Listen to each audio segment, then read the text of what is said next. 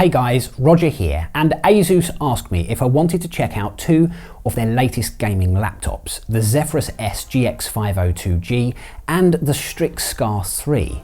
And as well as being two very powerful machines with serious specs, I think they might also be two of the best looking laptops that you can buy right now.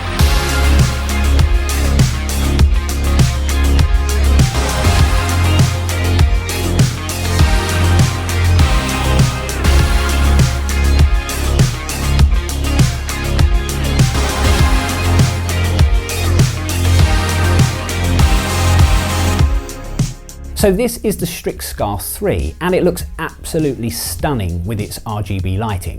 It has an i9-9880H CPU, NVIDIA RTX 2070 GPU and up to 32GB of SD RAM. I've also been using the Zephyrus S GX502G, which isn't quite as heavy on the RGB, but it does also have some good specs, including an i7-9750H CPU, NVIDIA RTX 2070 GPU, and again up to 32GB of RAM. And I also think the design of this particular laptop is very clean.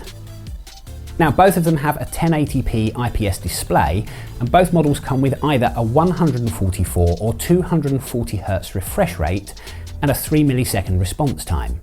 And there are different screen sizes available too, including 15.6 and 17.3 inches. So, I've been playing a few games including Total War 3 Kingdoms, and on both laptops the graphics are very sharp and just so smooth during that gameplay. Now, the colours do look seriously good, and both of these displays have that matte finish, which I do prefer so much over a glossy finish. For me, I think it just makes the display a lot nicer to look at, and of course it means that I don't have to keep worrying about those very annoying reflections. Now, for those of you wondering, yes, I do still play Fortnite, and that looks stunning on both laptops too. In fact, it's the best I've seen Fortnite look, and it's the smoothest I've ever seen the gameplay. NVIDIA G-Sync is awesome on the Zephyrus S, which of course helps with that lovely smooth gameplay, but this will eat through battery power rather quickly. Ray tracing is another great feature that I really do like, and that makes reflections and lighting look absolutely incredible. And although the list of games compatible with ray tracing is still fairly small, it's growing, so there will be a wider choice of games that support it in the future. Now the GX502 also has a Pantone validated display, and that means colours are more accurate, which makes it a good display for content creators that work perhaps with video and graphics. But it does also mean you're seeing things the way they were intended to be seen, including those in-game graphics. Now, given the hardware that these laptops are powering, battery life has been reasonable, and I'm getting around 5 to 6 hours from the GX502 and about 3 hours from the Strix Scar 3, which perhaps doesn't sound like a lot, but I guess it isn't terrible considering it's running an i9 processor and also that RTX 2070. Now, in terms of ports, well, the GX502 has an Ethernet port, separate 3.5mm jack sockets for mic in and audio out, 3 USB 3.1 ports, 1 USB Type-C port with DisplayPort 1.4, and also a HDMI output. The Strix Scar 3 has a very similar setup, but also includes something new called Keystone, which is a NFC key that unlocks your shadow drive. And that's a hidden partition where you can keep all of your most important files. Plus, this key will load your gaming profiles and also your RGB settings. As this is a review model, well, I didn't actually get a key, but it's easy to see how this works. Now, it's not something I've seen before, and I'm not sure if it's something I would personally use, but it's a cool feature. The keyboard on both laptops is excellent. The keys feel soft, but not too soft when they're pressed.